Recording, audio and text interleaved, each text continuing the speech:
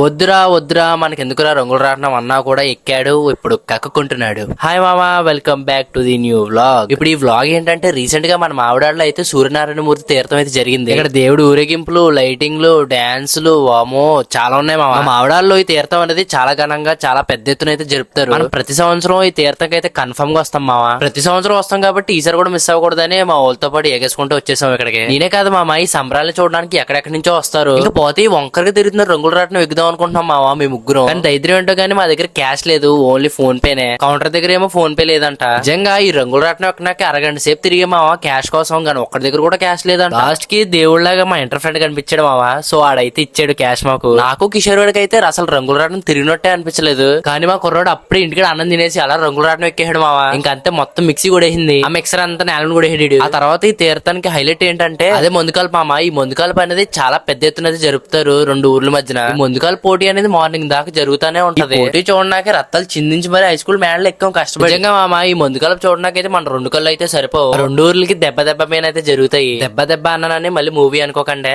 ఈ తీర్థం అంతా చూసి తిరిగి ఇంటికి వెళ్ళిన టైంకి మొత్తం ఒళ్ళంతా హోనం అయిపోయింది. సో మళ్ళీ మనం కొత్త వ్లాగ్ అయితే కలుసుకుందాం. So until then subscribe to our channel.